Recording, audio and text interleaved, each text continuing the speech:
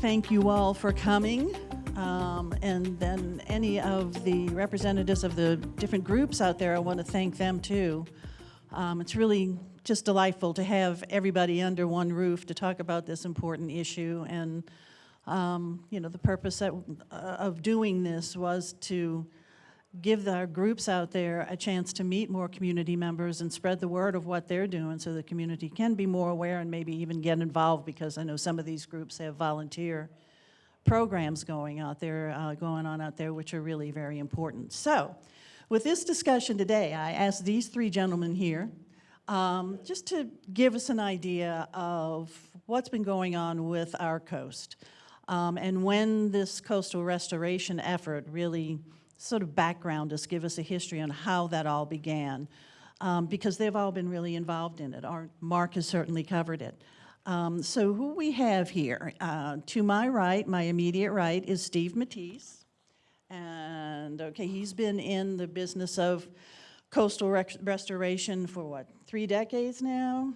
Quite a while. And he served as executive director of the Louisiana Office of Coastal Protection and Restoration, also director of Barataria-Terrebonne National Estuary Program. Were you the first one?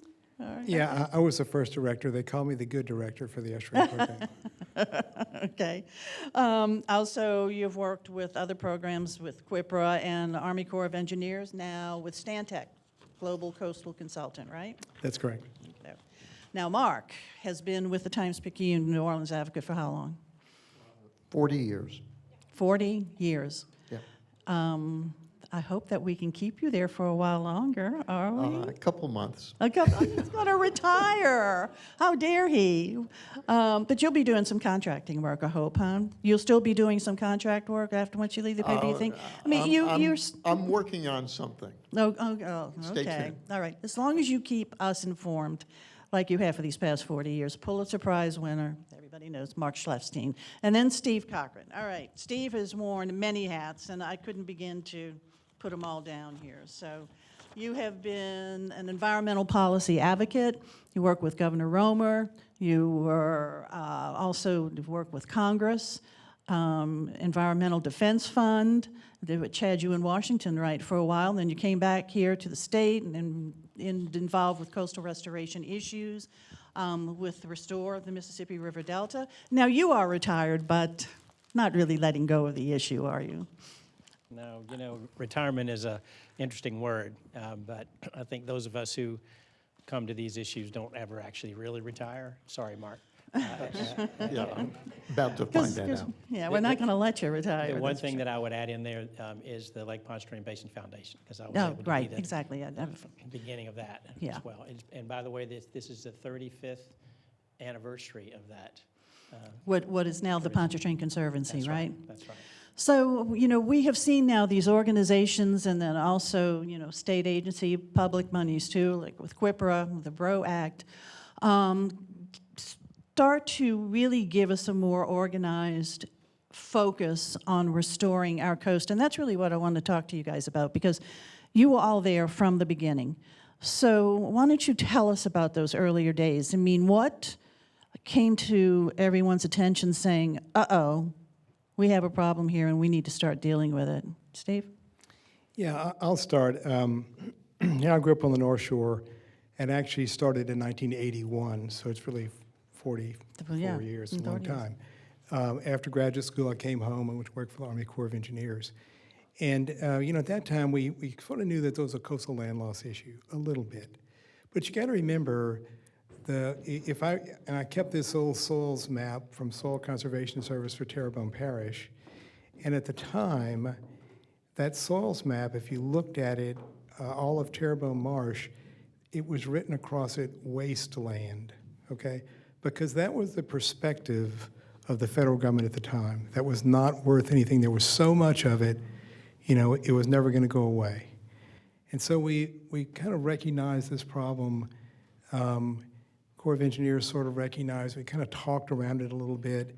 And then I got to tell you, when I joined the estuary program in the late 80s, to me that was kind of a turning point in my life. The estuary program, Thibodeau, the way it was set up in the early beginning was that we had committees, and we had nearly 250 people on these committees, and they met one day a month for a period of 5 years to develop their comprehensive management plan. Now that's a hell of a commitment, okay? And you had people from oil and gas, people from the Sierra Club, people from the parishes, people from the Corps, all the federal agencies. You had people that knew one another from being on opposite sides of court cases, okay? And yet you come to the estuary program and you're forced to talk to one another about the problems, okay? Guess what we found out?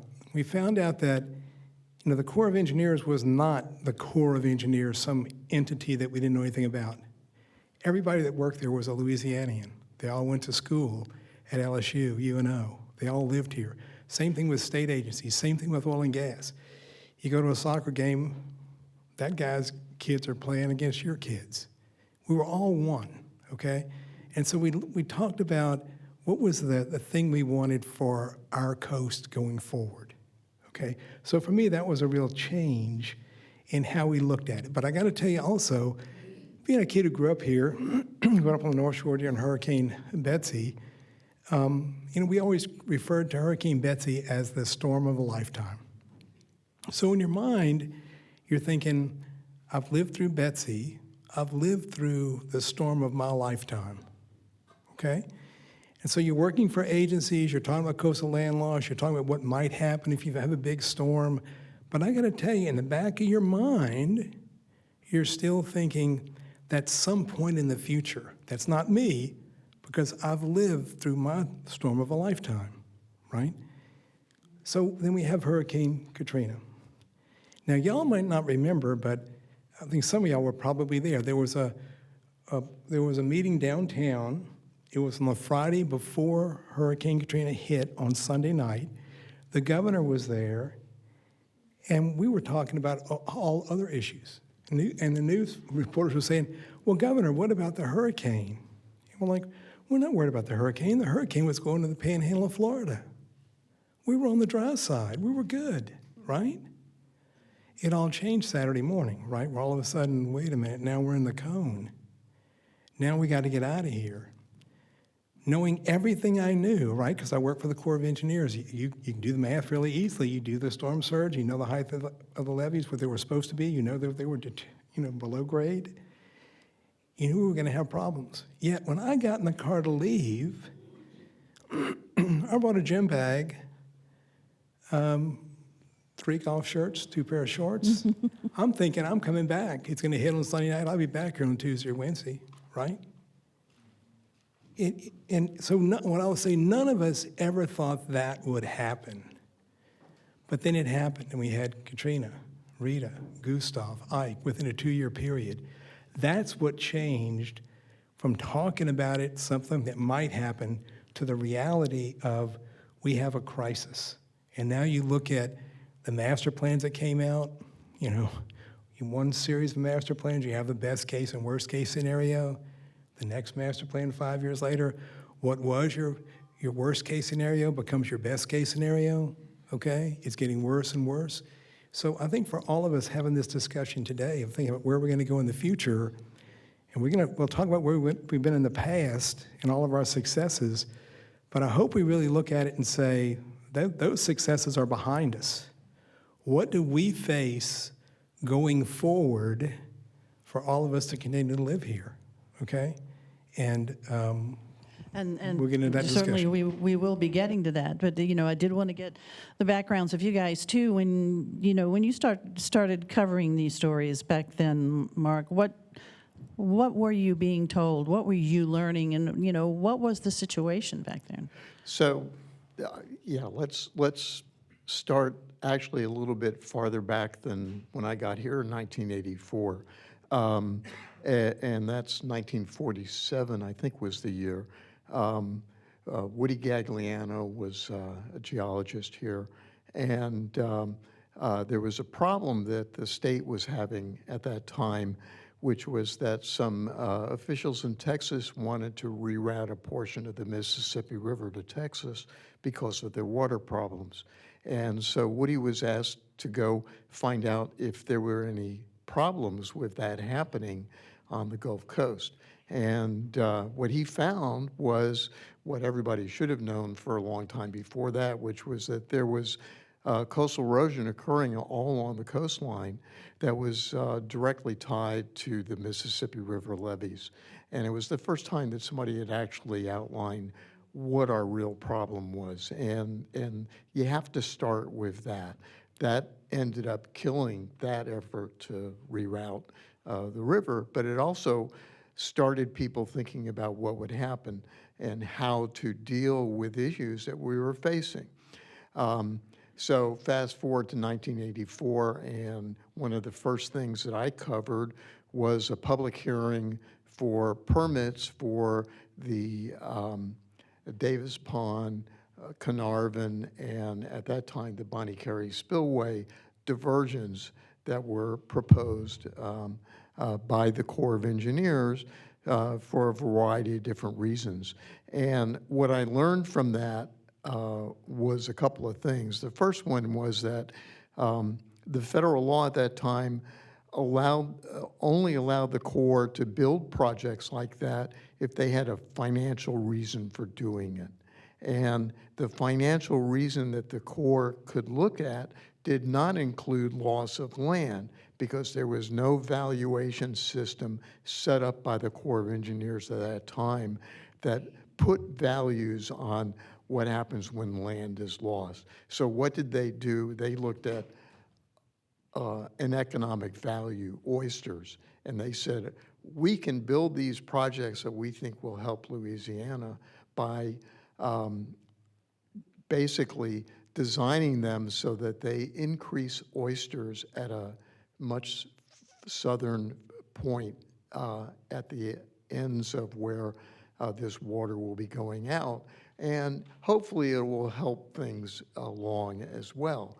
And as we've learned in the aftermath, that was a nice idea, but the real problem was sediment loss and the fact that those diversions were not designed for capturing sediment was a real problem. Fast forward until 1998, and it became much more clear that there were significant problems with land loss occurring, and organizations like the Coalition to Restore Coastal Louisiana helped push for a state study that ended up looking at what needs to be done. And it was the first real master plan before the master plan occurred. I can't remember what the name of it was, but No time to lose. No Time to Lose. Thank you. I appreciate that. And so that basically set the stage for where things could go in the future. But again, it was still highly limited by federal law, especially in terms of what can the Corps of Engineers can do for these folks. Well, they can only do this in terms of benefit cost analysis. And at that time, the benefit cost analysis was not what it is today. So then you fast forward and we have Katrina.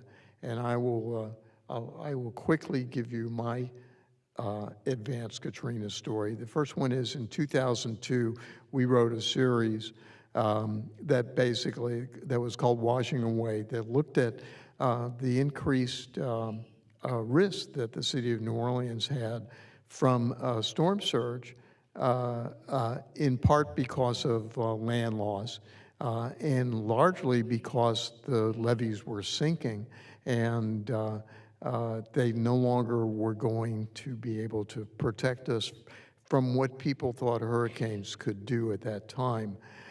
3 years later, Katrina comes along. It's Saturday, the day after your meeting, Saturday afternoon. I'm looking at a computer program showing a Hurricane Betsy flood of New Orleans from the surge coming in from Katrina.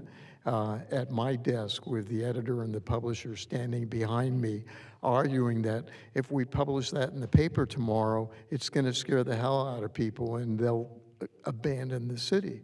And I'm going, no, you don't understand. This is going to happen tomorrow. We need to warn them that it's going to happen. And the phone rings, and it's 4 o'clock. And I pick up the phone, and it's Max Mayfield, the director of the National Hurricane Center. And before I have a chance to say anything, he says, Mark, how high is your building? What kind of winds can it withstand? And I turned white, and the argument behind me was over.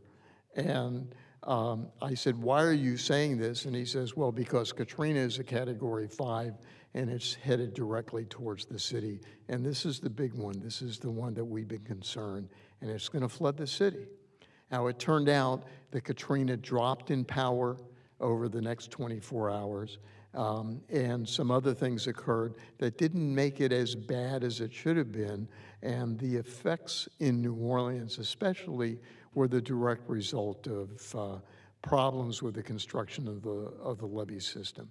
But that was where we started. From that point forward, immediately after Katrina, all eyes turned back towards the coast and said, we need to do something about coastal restoration, not because it's great for fish and great for wildlife, but because it's great for the public that lives in New Orleans. And we've been moving in that direction ever since, and I've been attempting to cover it in that way ever since as well. Wonderful story. Steve, I mean, as I said in your introduction, you've been at this at various levels, you know, in the state and then also in the federal level.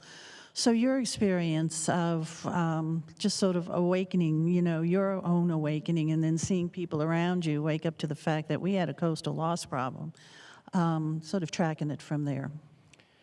Yeah, we were in, when I was working for Buddy Romer, I was his chief of staff in 1988 and 1989.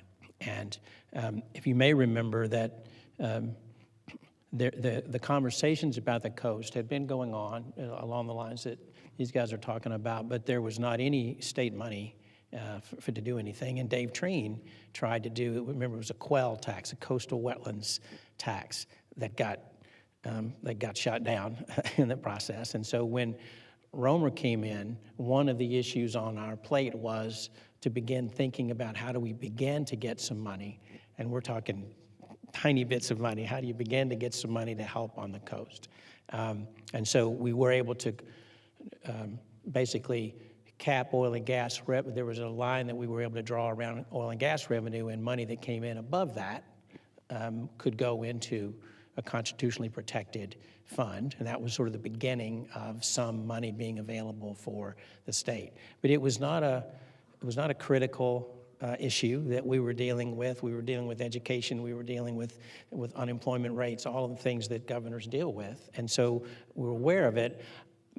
I became more aware of it listening to my friends that I had already developed in the environmental advocacy community when the Coalition to Restore Coastal Louisiana did their report, things like that, and we began to understand it better. But there was not a lot of government activity at the state level in that period other than beginning to set money aside. So my next real engagement was when I was in Washington. I was working for the Environmental Defense Fund, a lot of work around the Congress. and Katrina hit.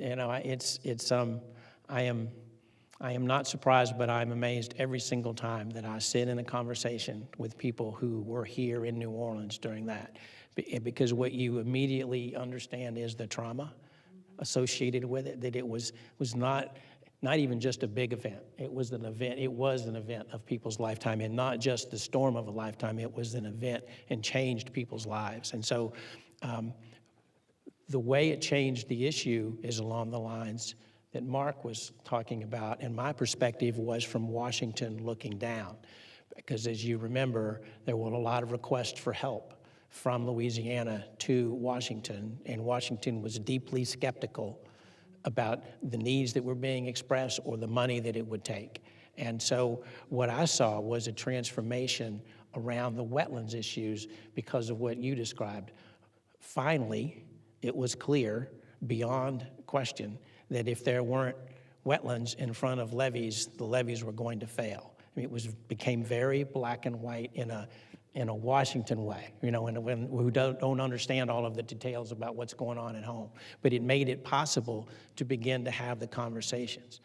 Even so, it wasn't until Deepwater Horizon provided the money, the worst possible way to get money to do this work, that understanding had a place that it could go to actually get executed. And so I was a part of a number of people around the Gulf Coast who said, wait a minute, the way the federal law works now, that money is just going to go back mostly to the federal treasury. Some will be set aside for the next disaster, but we have to do better than that this time. We have to try to make sure that money can be spent back home, and home meant the whole Gulf, not just Louisiana, but Louisiana was obviously the centerpiece of the damage from that disaster. And so that was the opportunity, and that became the Restore Act. More importantly, it became the lever around which federal judges could direct money to, and that really made the difference now. And to this day, and we'll talk more about funding in a moment, but to this day, that's the basis upon which Louisiana has had money to actually begin to do the projects in the Coastal Master Plan and things like that. Last point there, had there not been a plan that had already been developed after Katrina, we would not have been able to sell the idea of sending money to Louisiana. But it was so clear that Louisiana was prepared and was focused and had the capacity to actually manage the work, that it was possible to then convince people in the Congress that it was time to be able to do that. Let me just quickly add to that as part of the Restore Act and the settlement that ended up with the natural resource development money, the feds required states to come up with these master plans. And they all based them on what Louisiana had already done, which was really great. Okay. So explain QIPRA, and when did that come into play? The BRO Act, the Coastal Wetlands Planning, Protection, and Restoration Act, and what has that given to us? Who wants to take that? Yeah, I one? think that was the late 80s. And again, that was you got to think about the way we did business back then. You had federal agencies that had their mandate of what they were supposed to do. And when you talked about projects, everybody got in a room and you said, this is my federal mandate, and you would just fight like hell to protect that mandate. Okay, so you had Fish and Wildlife Service with their priorities, had the Corps with their priorities, you had EPA with theirs. And I think for me, BRO Act was the first attempt to say, you guys need to sit together at the same table and decide how you're going to spend this money. You know, what projects are you going to build? And so I think that was, again, that was the same time the estuary program was, and so we were talking, people realized that there was an issue.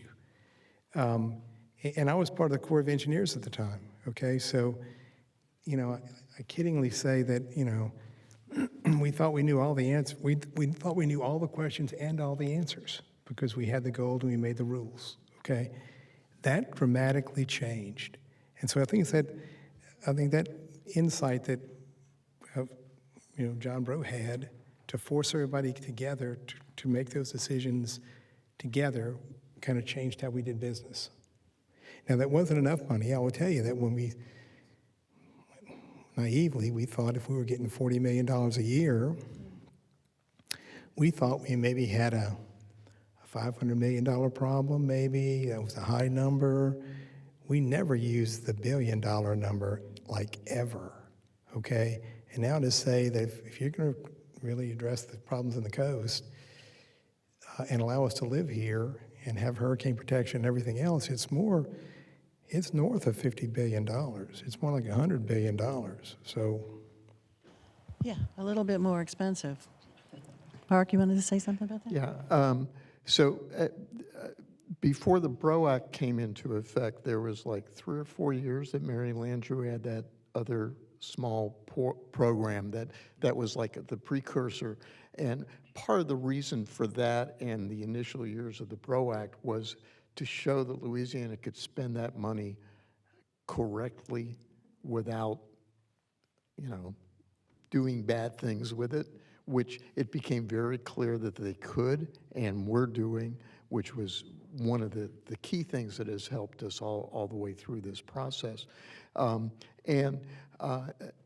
other thing that happened was that over I guess the first 4 or 5 years of the BRO Act, it also became clear that the BRO Act was going to become sort of the base of the state's master plan program. It was the place where you would get engineering and design work done and a first batch of money to start looking at programs that then would be adopted and put into the state master plan. And the state would come up with either BRO Act money and or other ways of funding the full size of those programs. And that's the way it's still working today. yeah, and I think we made a decision then that because the dollars were not huge, there was a decision made that we kind of put a chicken in every pot, that we had small projects that were being built across the coast rather than saying we're going to pool this money and build one project that would change an ecosystem. Okay, we thought that if we could prove that we could execute smaller projects, that then the larger money would come for the bigger projects. And let me go back and talk a second about how the master plan got created as well. That was sort of a side effect of after Katrina, the Corps did 2 major things in this area for the state of Louisiana. The first one was put the $14.5 billion into rebuilding the levee system and helping start working on drainage. But the other thing was that they started a program called the Coastal Louisiana Coastal Protection and Restoration Program. And it was supposed to come up with a master plan for the feds on where to put money. And the state was so concerned about that they said, we're going to come up with our own master plan, and at very least we are going to append it to whatever the Corps of Engineers submits to Congress. As it turned out, the state's plan was done well in advance of when the Corps finished its program, and the Corps at the end ended up basically saying, here's our plan, but go with the state's master plan. That should be the base of where we're going. Steve, any background, anything? The thing that struck me from, and again, I was looking from outside, was that it was the largest amount of money that the state had ever had to deal with these such of issues, and it was a tiny amount of money relative to what the thing. So the transition that occurred, and I'd be interested in how, because you were part of making this happen, the problem with QIPRA wasn't with QIPRA, there wasn't a lot of money in it. And that meant that you had to think small. You didn't have the opportunity to think big. And the whole concept of the master plan was to think big, was to step outside of that, to be able to think about large projects, not a chicken in every pot, to really have a way of measuring, can we in fact get the best benefits from these projects? Otherwise, you get picked to death by the politics. Otherwise, you have to go through the legislature and everybody wants their brother-in-law to have their boat docked, and you're never going to get the money that you need to actually build these really big projects, right? But that transition happened.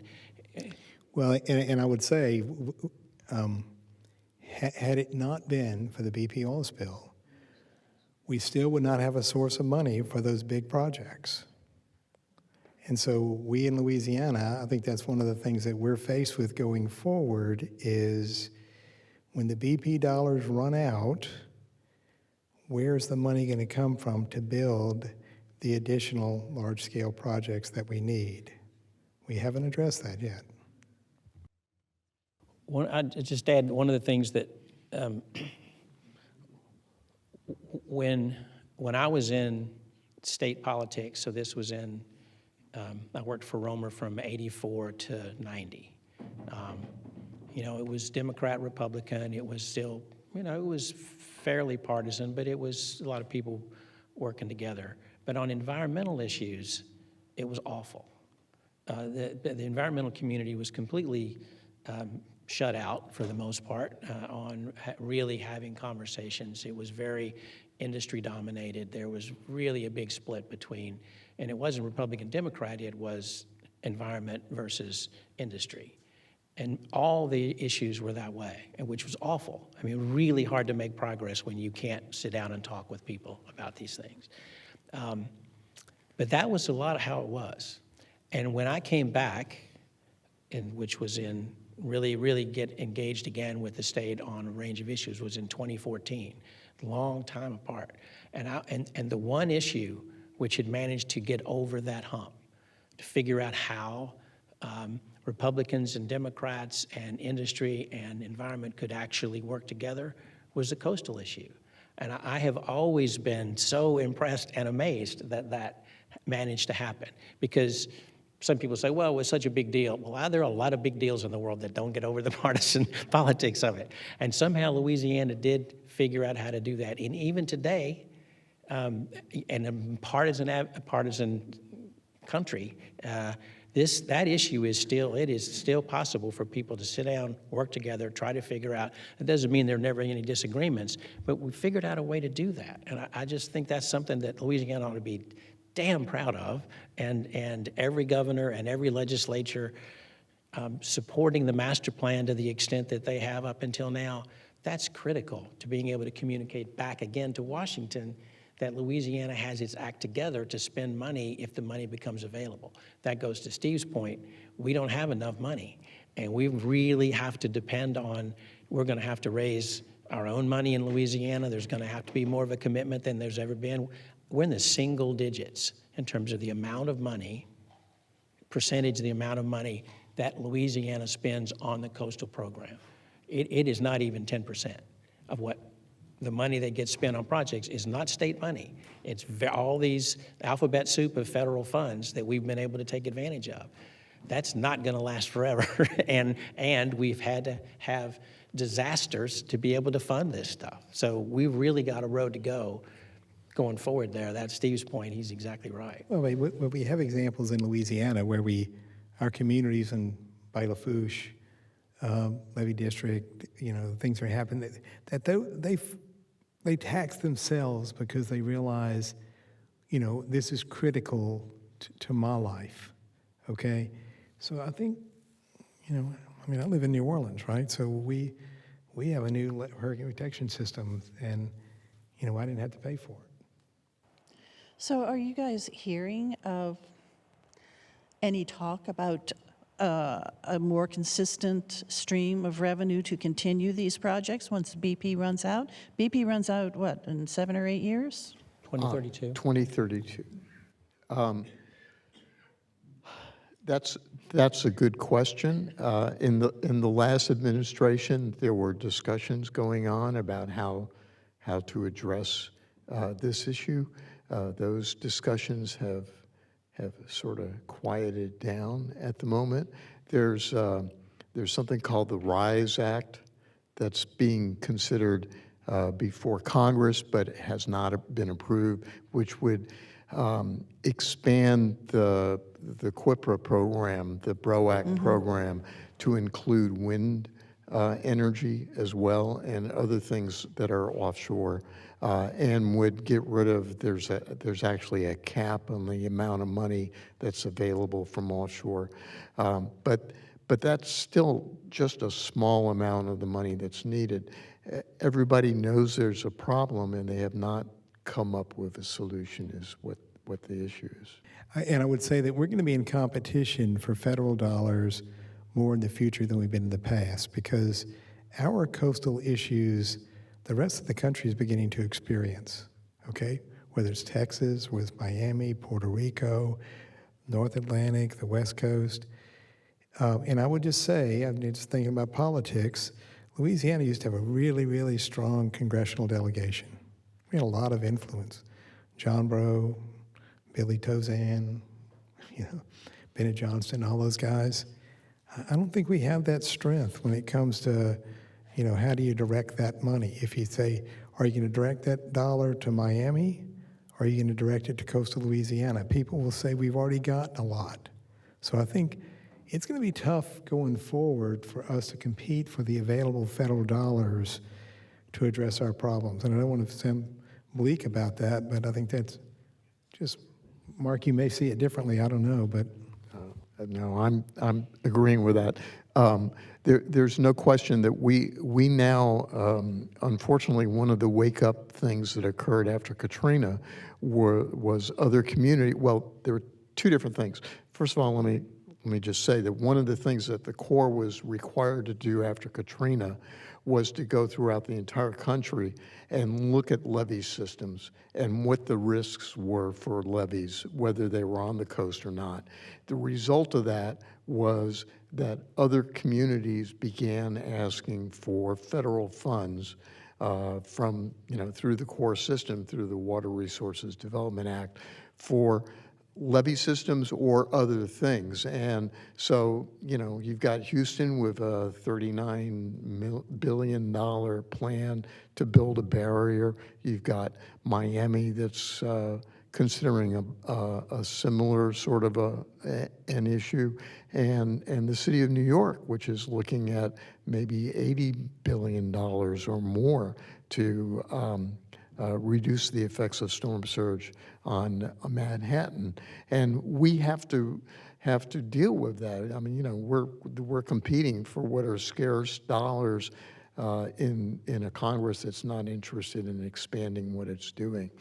One of the things that the state has been doing is participating in lawsuits that were filed by a bunch of parishes against the oil and gas companies.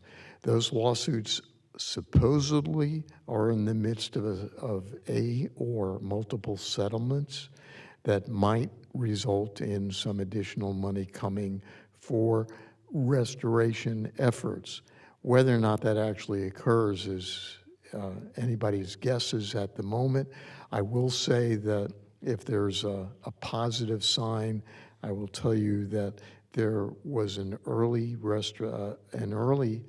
one of those agreements that was made with Freeport-McMoRan for $100 million, and that Freeport has actually made the first $15 million payment on that, which I just discovered this morning.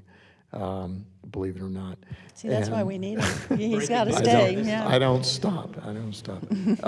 But if there are, if those suits go forward, and if you can expand them to the entire coast, all of the parishes, it might bring in some more money, but it's going to take cooperation on behalf of the oil and gas industry as well to meet the requirements of those.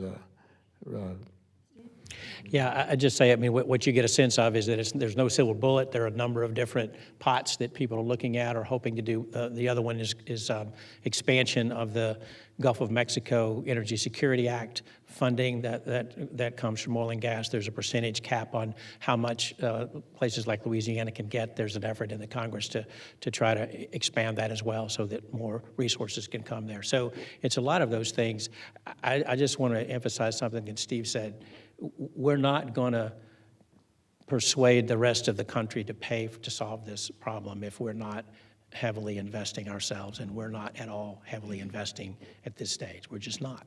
And so we either do that or we don't, and I'm not saying that's easy because it means using the word taxes. It means actually engaging in what is it going to take for us to be able to stay and live here. And we've been able to, for again, all the wrong reasons, like disasters, been able to avoid that question so far and to be And since I come from the political class, I'm comfortable saying most politicians will avoid that conversation as long as they possibly can. And we don't have the right to avoid that conversation if we're going to care about people who live in Louisiana. We just can't do that. I'll throw out an alternative that no one wants to hear, and that is there are at least 30 different individual plans to store carbon under the ground in Louisiana. And there will be fees involved with the storage of that carbon. That is a clear connection between the reason we're doing that is because you get rid of the carbon, it potentially reduces climate change effects in the state. Well, why not use some of those fees to deal with the coastal restoration program to deal with those climate effects? So that's something that has not yet been really discussed much. Let me ask you this, because we are, believe it or not, quickly running out of time, and I did want to open it up to some questions too. Can we do this? I mean, this is such a massive undertaking. I keep hearing we're not going to get back to where we were before, but we can work on at least preserving what we have, restoring what we have, and just making us safer here to live here. But this is just such a massive undertaking. Can we do it? I think so. I mean, and I'll tell you why. Not because it's easy, it's hard, and we're going to lose probably at least another 1,000 square miles of land. That we're going to lose that no matter what we do, and it could be a lot worse than that. What it's dependent on is the whole world, because the whole world has to solve climate change. The driver for land loss now, more than anything else, is sea level rise, and that's going to continue into the future. And the extent to which we can be a part of that in Louisiana is the extent to which that we can help the world solve the world's problem while solving our own problem. The second part of it is, on these big problems that look intractable, you have to have some optimism. There's just no way around that. You just can't fake it. You can't act like you're depressed all the time and actually ever get these things done. When I worked for Romer, one of the jobs I had to do was to show up when he didn't want to in places, and Jean-Michel Cousteau came to do a big presentation in Baton Rouge about something. And I was talking, he was doing a lot of work in New Zealand, and if people, I'm looking at this audience, and there are people here old enough to remember the ozone hole. Remember the ozone hole? It's not there anymore. It was intractable, and it was a global problem, and it required getting rid of emissions of chemicals that we depended on for air conditioning and strawberries and all kinds of things like that. And it required international engagement. He was worried about that because he was working in New Zealand, and most of the impacts at that time from radiation that was penetrating because of the home the ozone was down in those areas, so they were seeing skin cancers, cataract, all that nasty stuff. And he was telling me about all this, and it was depressing as hell listening to him. And I was like, so I said, do you think it's too late? Do you think it's too late? And this wonderful French, he said, my head tells me yes, but my heart tells me no. And I lead with my heart. And I was like, all right, dude, I'm with you. We can do that. But I do think there's some optimism that's essential for us to be able to do this. We've done incredible things in this state with these people, our people, in just the last 15, 20 years. There's just no reason to think that we can't, but we have to do it globally. We can't just do it here. We can do all the best coastal work in the world, pay for it all, and we will still lose if we can't harness the emissions that are causing this problem. Yeah, I'm optimistic long term, but short term, my biggest concern is the people that live in coastal Louisiana, and it is, if it's someone my age, I used to say my parents' age, but now I'm that old guy in the room, So, but how do you afford? If you have your house and you can't afford your flood insurance, and you can't sell your house because a buyer can't afford it, and all you can do is hope and pray that you don't have a storm in the remainder of your lifetime because your life will be destroyed, okay? And we're already seeing young people move from the coast and move farther north. I hope we have a plan that people, you can move a little bit farther north, but don't leave Louisiana. Don't abandon us, okay? You can still go back to the coast. But I think that's really that's a short-term issue that I really, really worry about a lot. Because if we don't have our people, and then, Louisiana, if you're part of the Cajun culture, you can go anywhere you go anywhere in the world. I guarantee you go to any city in the world, go to, Hamburg, Germany, go to Manchester, and you go to restaurants and they'll have a Cajun something. They have stuff they call jambalaya that, I'm telling you, It's going to be bad too. It's going to be, but everybody kind of latches onto that Cajun culture. But if we don't live on the coast and people move, like I said, I grew up on the North Shore, so after Katrina, we had a whole bunch of people move from St. Bernard to Bush, Louisiana, okay? And so you no longer have the St. Bernard culture if you're living in Bush, okay? It's something different. And so that's what I worry about the most, is that we in Louisiana will change from what makes Louisiana so unique, because our people can't physically live there anymore because of the threat. That's my short-term concern. But I have long-term optimism. Like I said, it's the short term that I worry about. At about the same time as as Katrina, the National Academies of Science put out a report called Drawing Louisiana's New Map. And the purpose of that was to start talking about the fact that the state and the feds need to recognize that the coastline, even then you could not say that the past coastline, the whatever you want to call it, the toe of New Orleans, that it was going to stay in place. And governments need to make a decision about where that new map will have people living. And that's going to be something that we're going to have to deal with as we move forward. The master plan does that, but it doesn't. But it does it more in glossy color maps showing how bad the flooding might be under the worst case scenarios. But it doesn't start really doing the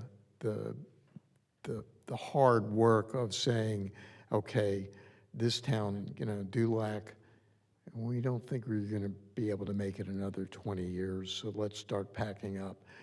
Those are the kinds of decisions that the state is going to have to make. It's already having insurance make those decisions for people now. It's already having the Army Corps of Engineers make those decisions in terms of saying, we'll give you money to elevate homes instead of building levees, and here are the 4,000 houses in the Lake Charles area that we're going to give you the money for. It's happening. We just need to recognize it, and it would be really great to have that map drawn and be updated every 5 to 10 years, just like the master plan is now. Well, and I would just say one other thing, I'm going to be quiet, but this is not a surprise, okay? If you think about it, there was an article in National Geographic in 1897 or something like that talked about leveeing the Mississippi River and what would happen if you leveed the Mississippi River. And that article said that if you levee the Mississippi River, in 2 to 3 generations in the future, you'd have this sediment starvation of coastal Louisiana and this coastal land loss problem, okay? So we've known it forever.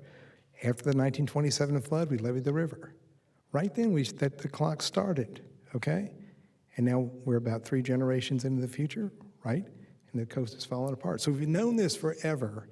But that article way back when said, it's okay to levee the river because you got plenty of time to fix this problem, because you can reap all these economic benefits for the agricultural areas in the central part of the country because you no longer have these flooding, right?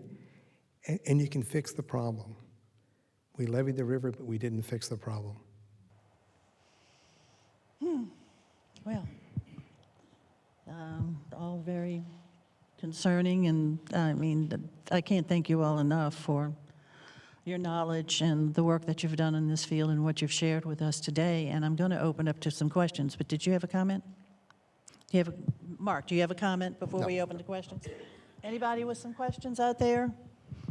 Okay, sir. Thank you for bringing forth the fact that as we're helping ourselves, we can help the rest of the world and export technologies and everything else in order to do this. And that'll get organizations like the United Nations more involved. I remember on, I think it was the 28th of August, right before the federal flood, listening to John Snell, watching John Snell on Channel 8. And that's when Katrina was really starting to grow big. And he said, "This is our Bangladesh." And that has stayed with me ever since. But yeah, no, I think that if we can get Louisiana to be a leader in the technology of coastal restoration, it'll give us a lot of comfort and a lot of credibility.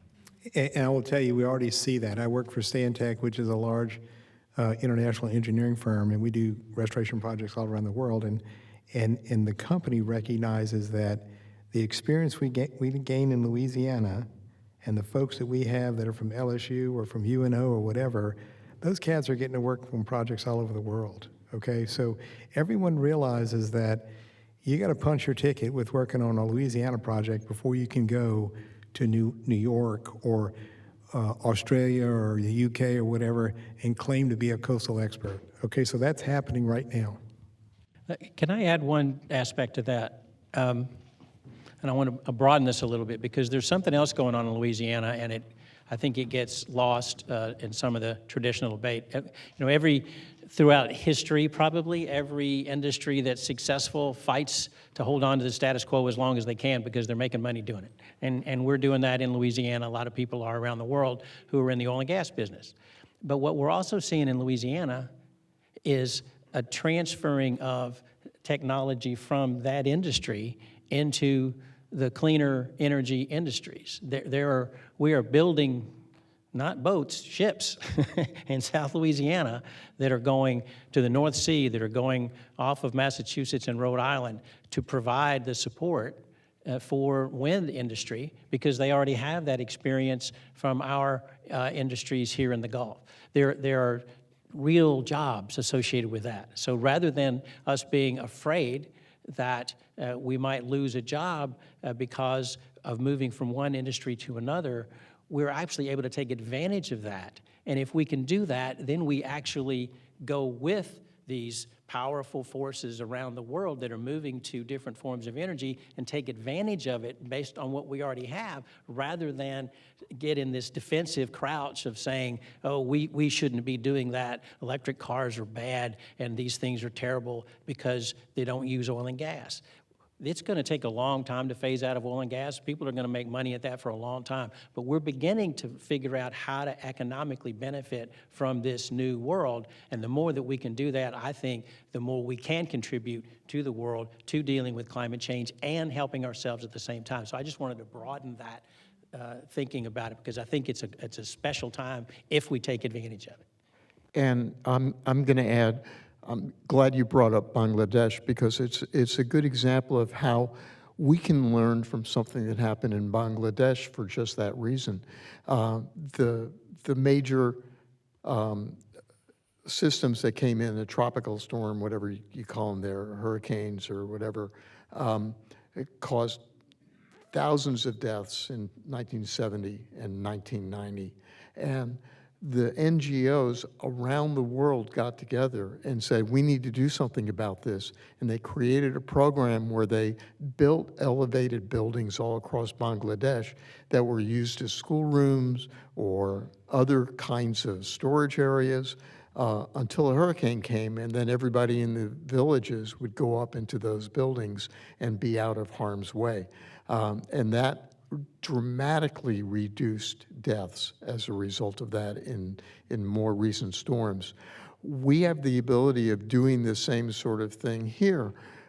There's, right now we're very concerned about the amount of time that it takes to evacuate New Orleans and areas along the coast because of the speeding up of tropical storms and hurricanes as they come ashore because of climate change. And those are things that we ought to be looking at, what other communities are doing around the world, and learning those lessons. Another question? Okay. Yes, thank you for everything that y'all have said and brought forth today. It's been really inspiring, especially about having hope, about always coming from an optimistic perspective on these huge issues that we face. I'm a native New Orleanian. I'm a young person, and I'm panicked. I'm freaked out. I feel the urgency of this every day of my life, and I'm curious because what I'm mainly hearing that I would really like to know is how are we encouraging young people, my age, younger, slightly older, to move into these fields that y'all are working in, to be inspired, to be hopeful, to be excited about not only what Louisiana can do, but what we can do on a global scale. What's happening to encourage young people to these fields, to get them excited, to get them hopeful, to get them ready to roll up their sleeves and get some stuff done and be excited about it. I think that all of our local universities have programs, especially on the engineering side and on the environmental side. Tulane has a new institute. The Nicholls State University has a new coastal center that's being built. LSU has a really long history of dealing with... Nunez Community College also has a coastal studies program. Right. Yeah. So we have a lot of people that are kind of looking at how do we inspire people? Because we need the workforce, okay? So it's little things like when you talked about wind energy in the Gulf. I was in a presentation that they had an investment firm from Boston, and the person doing the presentation, her last name was St. Pé. Okay, so guess where she's from? She's from coastal Louisiana. It's Carrie St. Pé's cousin's daughter or whatever. So, you have people from all over the world, and they say, when you build these things offshore, those facilities are 3 times the size of the ones onshore. So think about the construction costs, the unique construction skills necessary, and the O&M of those structures. She was saying that you have these kids that have a post-high school degree or whatever, a year-long training, you can cash in and start at $86,000 a year. So there's a lot of opportunities, and I know that everybody that we hire, okay, in our company, and we're in competition for biologists, and every large company is doing the same thing. We can't hire them enough. We can't hire them fast enough, okay? So if you're not getting the word that there is a career path that's very exciting, and I'll say one thing. We had a guy, and because I loved you ask that question about you're all excited about this. We had a guy years and years ago, and probably there's only one person in this room that will remember him, and it's Dr. Earl Melanson. Bill Good. Do you remember Bill Good? At DNR 20, 30 years ago, when we talked about coastal restoration, he said, if you work in coastal restoration, it's a calling. It's not a job, okay? And that is embraced by everyone at CPRA and the Corps of Engineers and everybody who works on this issue. It is more than just a job. This is about saving our state, our hometown, okay? And if you're not excited about joining that special group of people, then come talk to one of us that's in the field, and we can help you get excited about that. I think we can see that example of that with all of the groups that have participated here today, and certainly the folks who are sitting here. But to see our pavilion, WYES pavilion, filled with people who are interested and really involved in this issue, the groups, the agencies, the academic institutions, it seems like there is a growing awareness and there's a growing engagement and a growing concern. And yes, we definitely need the young people to come in the development of the workforce, which actually is the topic of the show that we will be airing, premiering August 26th, just sort of getting that message out that it's a career. It's a good pathway. Yes, sir? in Louisiana, if we look at the number of tax exemptions we give to big industries in this state, it's all about money and preserving our coast. A lot of that money can be diverted to that. And the second part is, the young lady asked about young people coming to Louisiana. We have a legislature that's being controlled by powerful money lobbyists. Lobbyists lobby our legislators that do not follow the policy of science. Until we do that, Louisiana will be last.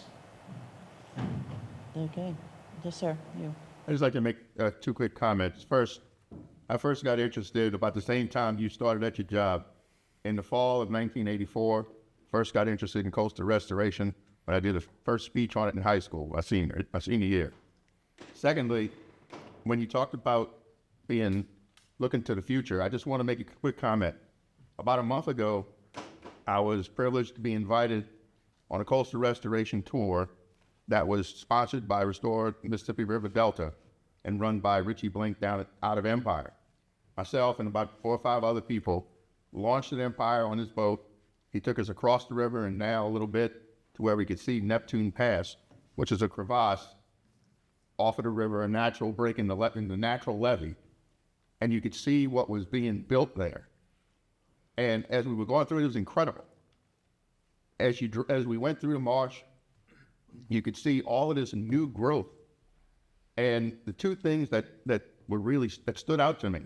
One, trees. I mean, just every color of green you could imagine with all of the different plants and everything that was growing. Willow trees in the background. It was incredible. Richie told us, just think about it. 5 years ago, this was open water. 5 years ago. The second thing that stood out to me, where we were, for a lot of it, we were across the river from Buras. I'm a lifelong Plaquemines Parish resident. Across the river in Buras, you could see the Buras water tower. And anybody who's ever been there, and if you haven't, you need to see it. At the Buras water tower, if you go straight toward the back levee, there is a marina there. It is 180 degrees different than the environment that we were in. So constantly, I'm sitting there looking at this beautiful wetland scenery that might have just been created by the hand of God. And across the river, I know that it is 180 degrees different. You go over the levee, and you're at the Gulf. I mean, there are boats there, but I mean, it's marsh. There's nothing like this. The west bank of the river is falling apart. And that's where a lot of this is happening. The east bank of the river, especially below the federal levee, is growing. It works. And I'm talking about the diversion that we have in Plaquemines Parish that hopefully is going to come to Plaquemines Parish at some point. It works. And people argue about it. Like, wait, we didn't just develop this. The river's been creating an estuary, a wetland, a delta forever. It works.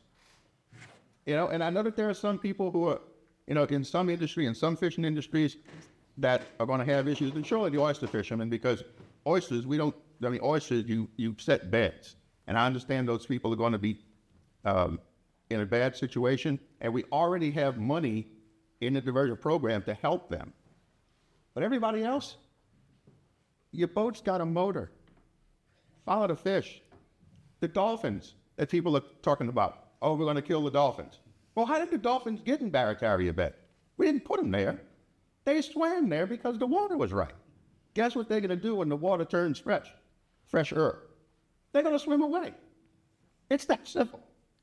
And it's frustrating to me, as like I said, a lifelong Plaquemines resident, that I'm seeing this happen again with a lot of folks, you know, not a lot of folks, but enough folks who have a loud voice to say, oh, no, we don't want this. We don't want this.